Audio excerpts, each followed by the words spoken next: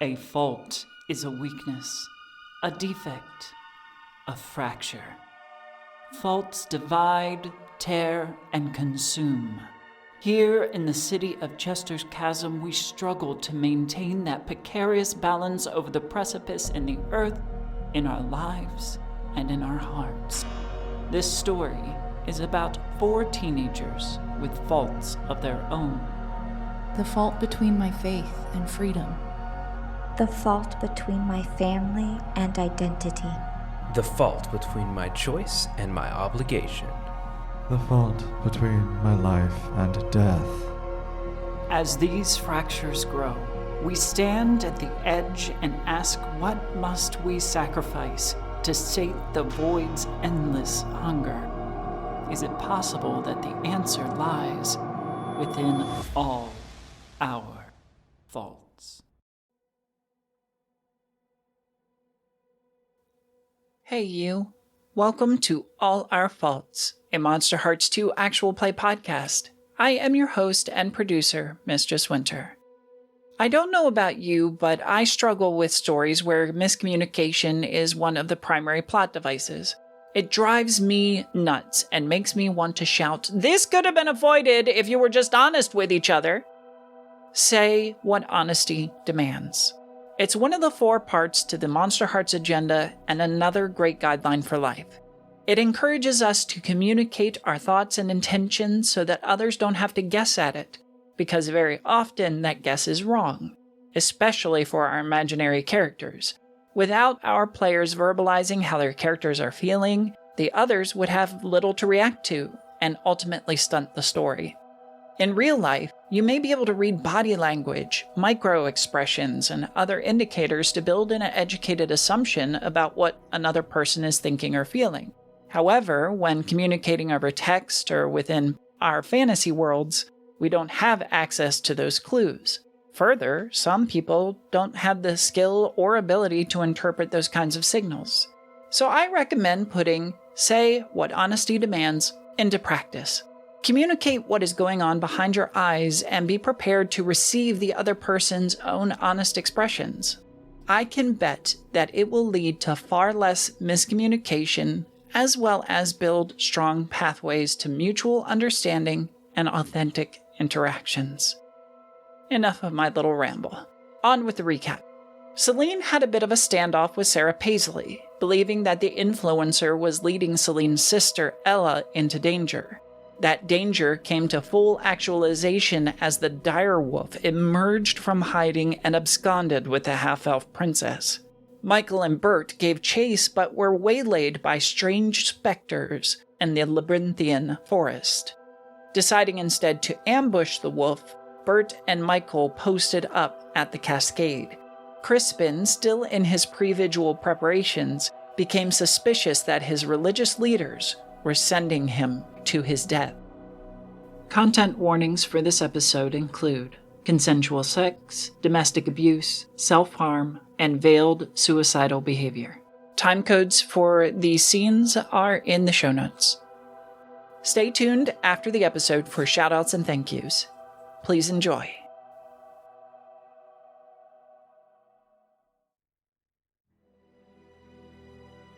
Chapter 14. Draw Me Near. Saline. Yes. The wolf carries you through the woods at a brisk pace, slowed by its awkward hold on you in its mouth, but it slinks into another covered area, sets you down roughly, and plants its paw back on you before taking up its vigil yet again. Do I know anything about its intelligence level? It's a wolf, but it's also a fey wolf. Is it just a fucking wolf, like just from the fey? I don't know. It's definitely expressed more ability than mundane wolves. Can it talk? Give me a gaze into the abyss, if you will, please. Yeah, I have a move about that. That's a 10, and in addition to regular results, because I have the move The Dark is Coming, I can ask the Abyss one question about someone following or hunting me. Oh. I don't know if that'll be... Oh, wait! No, that'd be super relevant right now. Yes, it would. Anyway, so 10. All right. What's your question? What is my question? Maybe, is there a way to communicate with this thing? It does not vocalize. However, based on your experience with others when it has been around, it definitely has some sort of magical / psychic presence and connection, especially to other hunters or predators. Okay. If you think back to the gang that attacked you, to the time in the lunch room, even if you verbalize to it, it could probably communicate mentally. Okay. It's definitely intelligent. It has some semblance of sapience. Okay. And then I would like to ask the Abyss my follow-up question, since I rolled well, and I can use my move. I know that someone is following me, hunting me. I don't know that Bert and Michael are following me or trying to find me. I would hope that they were, but I don't actually know that they are. I do know that my dad is sending someone. So I would like to ask the Abyss how long I have to hold out for my dad's help to get here. And see if it'll answer in any tangible way. You reach out through your Fey blood, your connection back to place of your birth. Like an echo, it responds, but the time that it takes for that response to get back leaves you wondering if they will get there in time before the wolf gets you to the portal. Awesome. All right, cool. The wolf isn't looking at me, right? No, not currently. This time, instead of being on your back, you're on your chest. So you're laying face down, your head cocked to one side. Is there any way I can get my hands, like, underneath my head and cock my head in a way that I'm, like, looking up at it? It's okay if not. I will just turn my head and lay awkwardly. Sure, but it presses down its paw in a stern, stop-moving gesture. Rude. All right, I'm going to look up at this beast, and I'm just going to talk to it, I guess. I'm going to say to it, so you caught me. It does not respond. I suppose I don't get to know what you want to do with me, or what whoever you work for wants to do with me, because you're not the one in charge. That's clear. Give me a shut someone down. Ah, fuck, I don't want to shut the wolf down! What is that, Cole? Yes. Ah, fuck. Oh no, I'm scared. Oh. I'll give you a choice here. You can either shut someone down, or it's essentially equivalent to turning them on. It's just turning them on to rage. It's really not going to make a difference. I have a -1 to hot and a -1 to cold, so that would be an 8. So that's still a partial success. Yep. So which one are you going with? You know what? We're keeping it feral, so let's go with the turn someone on to anger choice. It is not my decision. Your fate lies with my master. And that all echoes in your head rather than being an audible. That probably takes me a second to adjust to, but I was also expecting it to communicate psychically. I've probably experienced something like this before, some psychic type communication, as I've spent enough time in the Fey realm. Yeah, absolutely. There's a lot of members of that realm that have that capability. So, like, while it freaks me out a little, it is just like, this is what I expected, and I've experienced this before. Do you always have to do what your master tells you? Yes. You don't get any choice? No. That kind of sucks. Do you want a choice? That is not a concern for prey. I mean, I really have nothing better to talk about or do, so I'm just trying to make conversation. You have me pinned here. I can't go anywhere. The paw presses down abruptly knocking the air out of you as he becomes alert to movement. You become aware of someone in your proximity. You can't see them, and they are remaining frustratingly in your blind spots, but you can hear them. I see you have had a successful hunt. There is no reply, as you do not hear the psychic reply. Be warned that your way home is watched this evening. You will need to make alternate plans. You can do what you want. I am simply letting you in on the reconnaissance, and there is to be strife and chaos. Perhaps you can use that as a distraction if you are so intent on claiming your prize this evening. Very well, I shall leave you to it. And the person present moves away. Nah, fucking come back here, what? Darkness falls, and it is excruciating for Saline as you are forced to lay there for the longest time. I would keep trying to talk to this fucking wolf, by the way. It's just all I keep doing. At some point being like, can I at least lay on my back? You can push me with your paw. It will push you over with its paw and press down again on your chest. I will not make any movement to escape. I will literally just let it flip me over and just, thank you. I can breathe. Sort of. Sort of, yeah. Michael, Bert, you have been waiting for hours. The sun has dipped below the horizon. I think, being in my darkest self, that wait is going to make the temptation to toy with Bert too strong. And I think I'm going to have to do another sneak up behind him. As you move around to sneak up behind Bert, your phone rings. What? Who is it?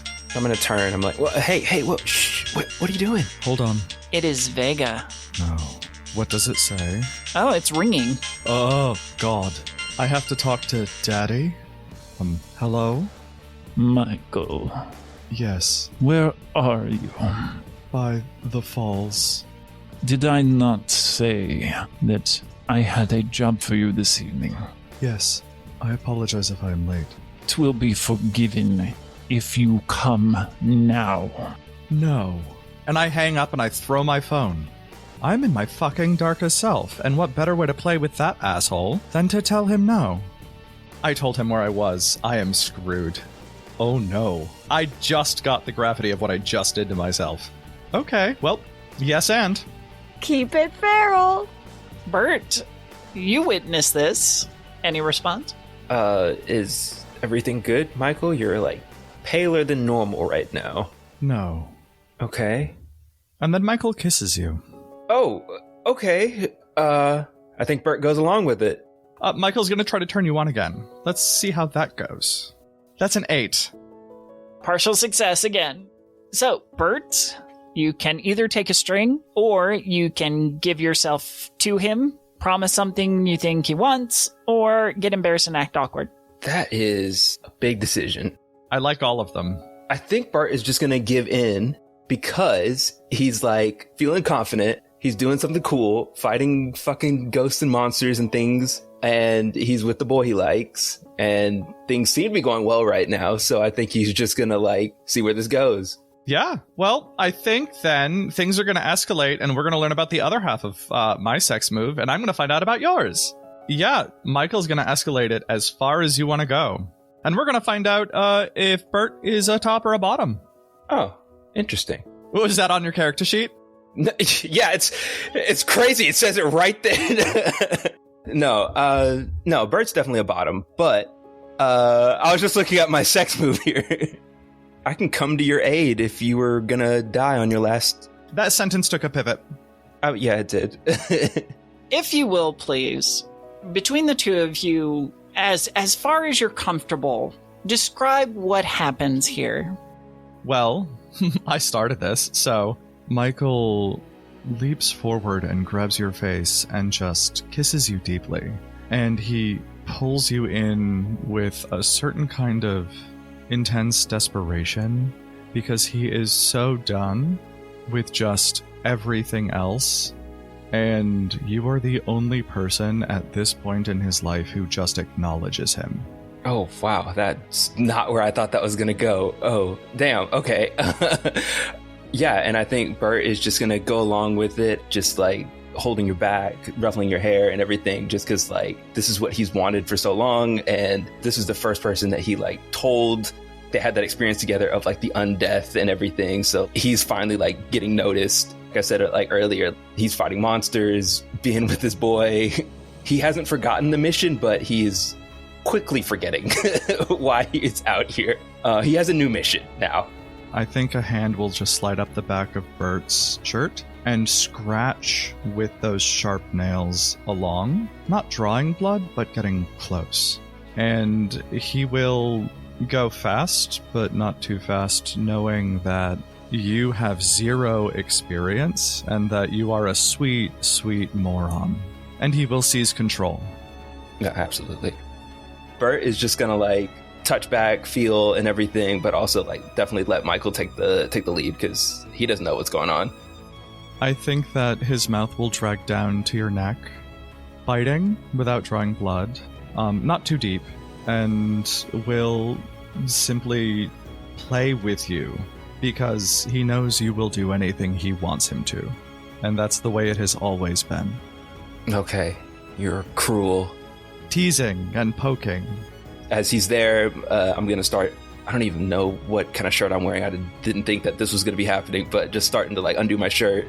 I think he's absolutely going to mix pleasure and pain, trying to probe where your limits are so he can continually push them.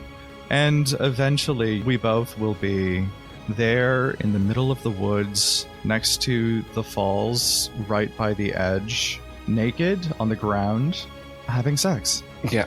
And he will make sure you climax first, and then he will be done, and then he will put his clothes on, and then he will wait to see if this is the last night he gets to live. Thank you. Oh, yeah. Was that also to like enhance your vampire power too? Was that another part of it? Oh, okay. I just had to make sure because you bit me before and We both have been waiting for that for a long time. Oh, I had, and I'm glad that happened. I just didn't know if that was like a part of your bite thing to like track me or whatever, if that was... No, I just wanted it. Yeah, I kind of didn't know if like since we lost contact after the car accident, what was kind of going through your head, but I guess that kind of cemented it. We're kind of, well, yeah, that happened. Yeah, it was nice. Okay. I'm glad the wolf didn't come in at any point during that. Well, phrasing, but yeah, no, I don't know what I just did. Not you, the phone thing. But if things end, I didn't want them to end without knowing. Things end? What are you talking about? Like, I think we're good. I think we're better than good. I don't know. This needs to be a bigger conversation for later, but... Yeah. You mean a lot to me. I am not in love with you, but you were one of the most important people in my life, and I hope that's okay. Yeah, no, you're important to me too. Like, I made that deal after the car accident to protect you, and I've been trying to look after you, look out for you, but you seem to have been going distant. You've been disappearing. You need to run now. Run? Go find Crispin. Tell him what happened. Right now? You want him to know about this? Yes. What we just did? You need to go, and you need to get him. I don't think he needs to know about that. No, not this. No, you. And he's gonna just put a glassy finger on your lips and shut up and listen. You need to go find Crispin and tell him what is happening with Saline. Okay. And get him to help you. And you need to leave now. Put your pants on first, and the shirt, and the shoes, and everything else. Yeah. All of it. In the proper order, sweetheart. And go. Okay, well, I'm a little flustered. Yeah, that's fine. As you begin to get collected in this flurry of Michael trying to push you away and get you to some semblance of safety. You become aware that through the trees, down the large hill that leads up to the top of the cascade, you can see that dozens of headlights have pulled in and are parked in the parking lots at the bottom of the trails, and a procession is making its way toward the falls. Is this who you were talking to on the phone? Do you know these people? Go away. Okay. All right. Bert's just kind of like gonna nod and then just kind of like, are you sure you want me to leave? Okay. I'm going. A point of order. We do need to satisfy your sex moves. So I believe for Michael's, because you had sex with Bert, you lose all strings on Bert. Bert, what is yours? So Michael will get to hold one, and then the next time you would get your last point of harm, you can spend the hold instead of dying. So it's kind of like a shield. Very cool. Crispin, you have spent the better part of the day at the church being blessed, prayed over, prepared for your vigil tonight. Oh, goody. At around sunset is when the ritual is over, and the elder members of your church, including Father Miller, your father, and some of the other elders, all pile out into these large vans and trucks. You are escorted out into one of those. Anything you want to do in this transitional period, or are you just kind of going along with it?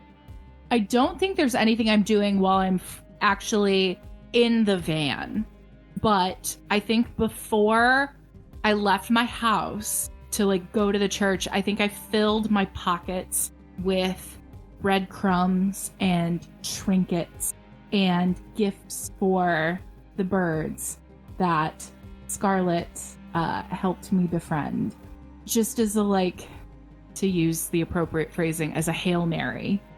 And I think just in the van, as we're driving to the spot where I will hold my vigil, I offer up, I hesitate to call them prayers, but I offer up requests for mercy, for guidance, for protection to whomever might be listening, even if I'm not entirely convinced that it's God anymore. And that's it. That's my preparation. Give me a gaze into the abyss. So that's an 8 on the die, so that's a 7.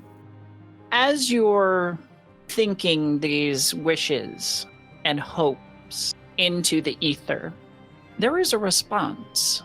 You don't know where it comes from, who it comes from, if it's even external. Maybe it's your own psyche responding to your hopes and thoughts.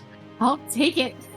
But it feels like something is echoing back to you. Your imagination, your mind's eye, flashes with visions. Visions of the sigil inscribed in rock. Visions of people shouting, angry, of monsters lurking in the shadows. And it all ends with the sigil cracking.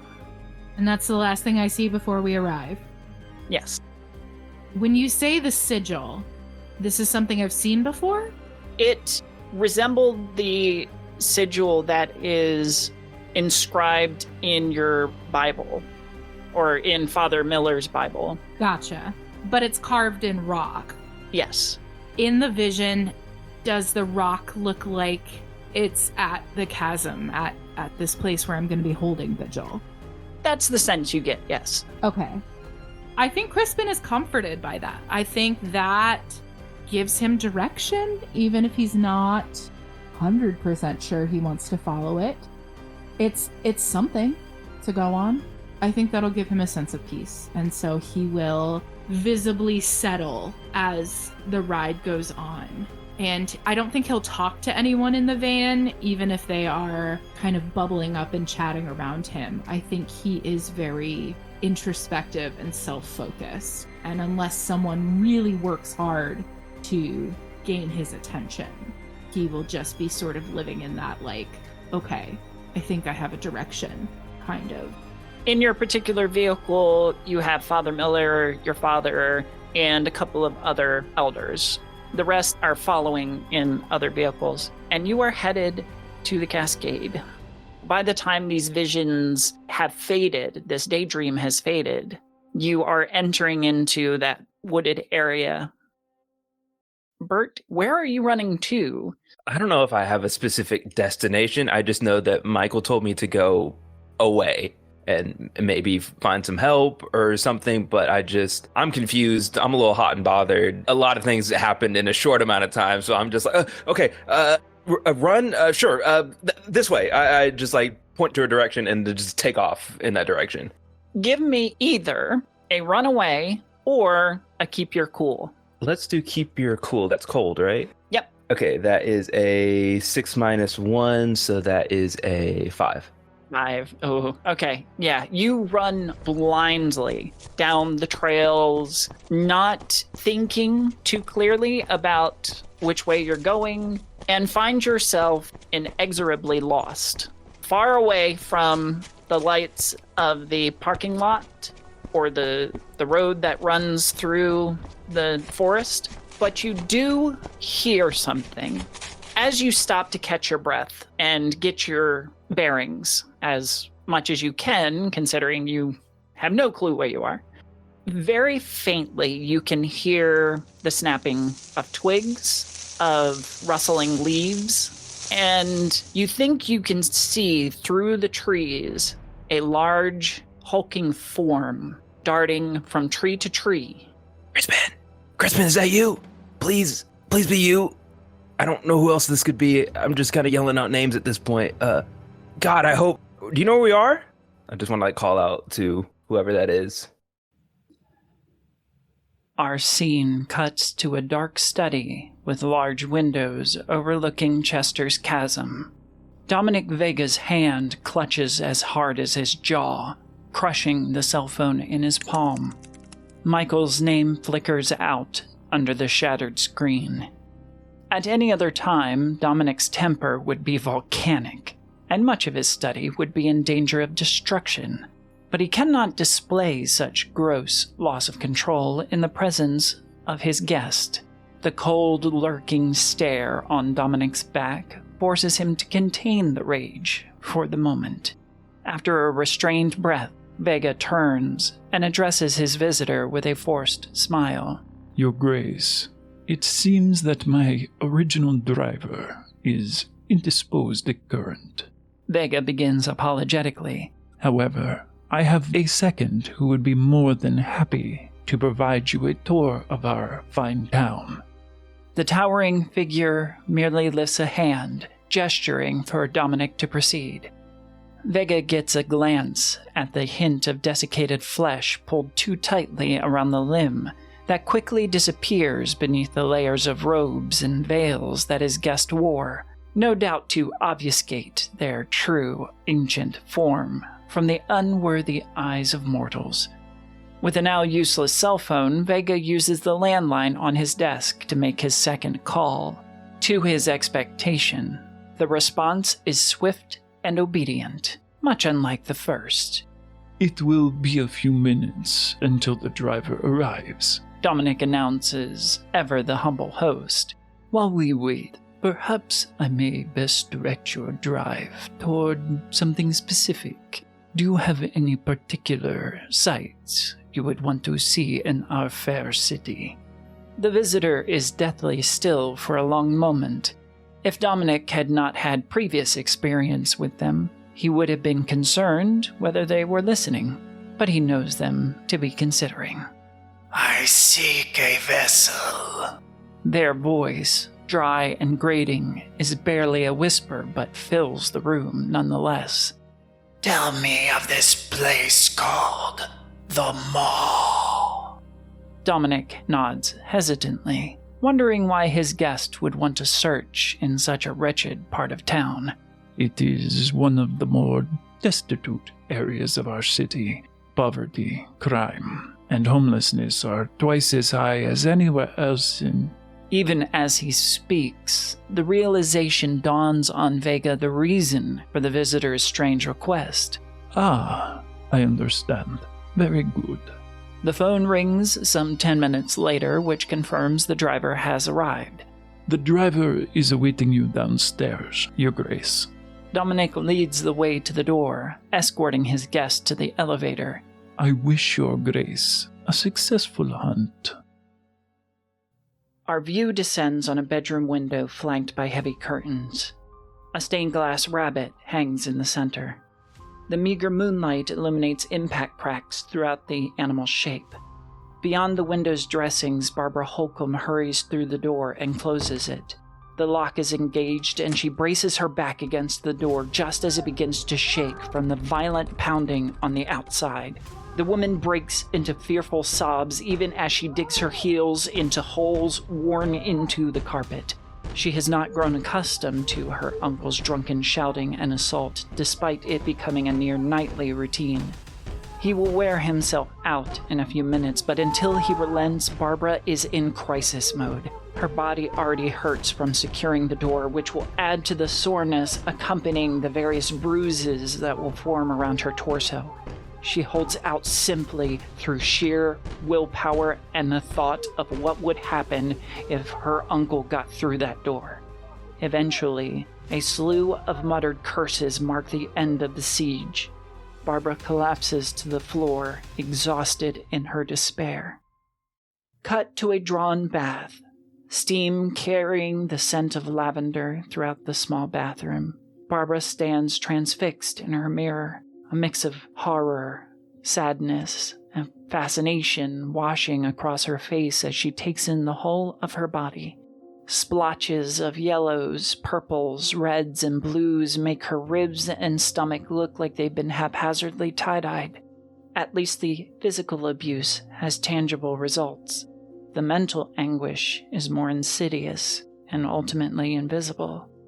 Barbara's eye flicks to the middle school yearbook photo taped to the corner of the mirror and studies the false look of joy plastered on the younger girl's face.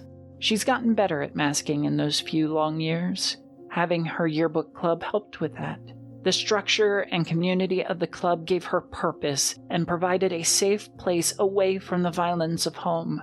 But even this early in the year, the club has become toxic. Her peers, the other students, could never understand the crucial role the yearbook plays in Barbara's life. Instead, they dismiss her, insult her, brand her with unkind labels. Maybe she has been too aggressive in her passion for the club and its goals. Still, she couldn't see how it warranted the personal attacks. And now a member of her team was dead after she had abandoned them. Perhaps it really wasn't worth it. Perhaps she wasn't worth it. A dull pain in her finger breaks the reverie. Barbara sees her finger has ventilated itself on her razor. Blood seeps from the thin wounds in droplets, and in its course washes away her fear and uncertainty. Our view switches briefly to just outside the bathroom window, looking in on the young woman. There is nothing left. There is no one to care. No love to be found. Resolve steals Barbara's eyes in the mirror, and she fishes an item from the cabinet beneath the sink.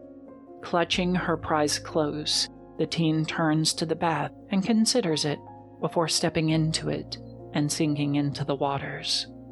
Let all of the pain and worry and stress flow out until you are empty. The scene fades from view. In regards to that final scene, suicide and suicidal ideations have massive impacts on our families, schools, workplaces, and communities. The World Health Organization reports over 700,000 deaths due to suicide globally per year. with nearly 50,000 in the United States alone. Together, we can aid in preventing and care for those struggling with this ubiquitous mental health issue. If you or someone you know is experiencing suicidal thoughts or behaviors, there is help. For U.S. residents, simply dial 988 to reach the Suicide and Crisis Hotline. For our global friends, the International Association for Suicide Prevention can help locate a hotline or crisis center near you. The website is available in the show notes. Our eternal thanks to the Tabletop Tailspinners Network and Emma Kokar for our home. Thanks to our social media queen, Juicy Garland, for all she does to promote this show. A shout out to a wonderful cast who you can find in the social wilds. Abby Marie Carter can be found at Abby_Marie_Carter, Ben at DJ_Blindian, Juicy Garland at Juicy Garland, and Kat Kelly at Kat the Dungeon Mom. I have been your MC, Mistress Winter, and you can reach out to me on most socials at gmistresswinter. Producing this show and bringing you this story is a true joy and passion, but it does not come without cost. If you are feeling so inclined, please support us at the Tabletop Tailspinners Network. Become a member on our Ko-fi site for as little as $1 a month, and you'll get access to some extra content on top of supporting the artists and volunteers who work so hard on these shows. Every little bit helps to curb our production costs, which allows us to make even more content for you. It's a double win! Regardless, thank you for your consideration and for listening to our show. That in and of itself means so much to myself and the cast. Until next time, may your hearts be safe from sudden monster attacks. This has been a tale from the Tabletop Tailspinners Network.